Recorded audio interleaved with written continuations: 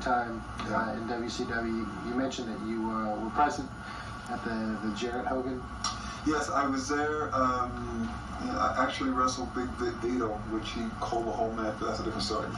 But there were rumblings backstage that something was not going to happen, or was going to happen. And, Hulk Hogan's the man. I mean, he's the man. So it was determined at that point that he didn't want to put over, I guess it was Jarrett.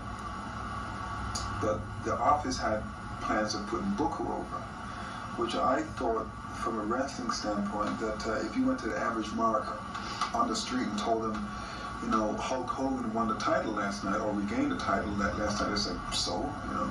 But if you went to the average person and said Booker T won, it's really, who's Booker T? At least there was some kind of interest there.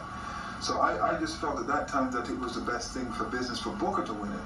Plus, he would have been the first black champion since Ron Simmons. I don't know who won it before that. I guess it was Ron Simmons who was the first world champion. Yeah. So I just thought it would have been better for business if Booker had it, the title. So apparently Hogan refused that.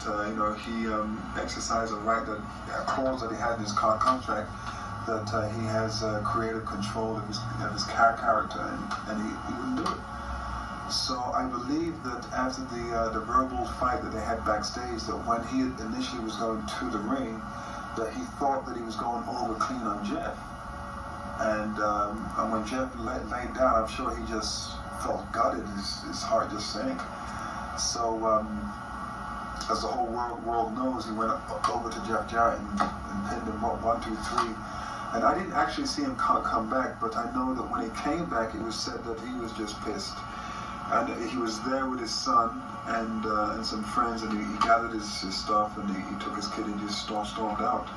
And that's when Vince Russo went out there and did the shoot deal in the ring, and which at that point I felt it was a work, because you didn't know, because everybody was trying to come up with something was supposedly a shoot, but it was a work in order just to boost the ratings. So at that point, I felt it was just another one of those things that they came up with at the last second, or maybe it was something that they gave a lot of thought to, and that Hogan was in on, and Jeff Jarrett was in on, and maybe Booker too.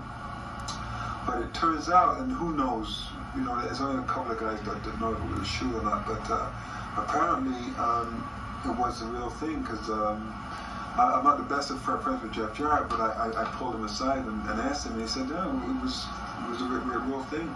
And I asked him if he had any concerns while he was laying there, if he thought Hogan would take a field goal kick at him or something. And Jeff looks at me and says, no, man, I had both eyes on him. So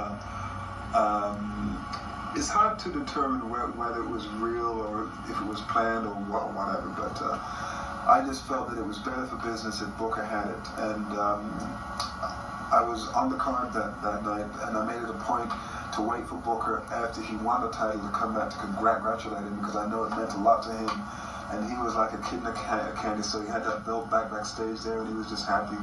So I know his dream had come true, and he went on to win it a couple more times, I believe. 4 times or 5 times he does this. I don't know, what does that mean when he does this? Anyway, I don't watch as much wrestling as I should, but I think he won it a couple more times, but I just felt, as I said, that it would have been better for business, but Hogan had his plans and his ideas why he didn't want to do the job, so I can't speak on. There's a lawsuit against WCW.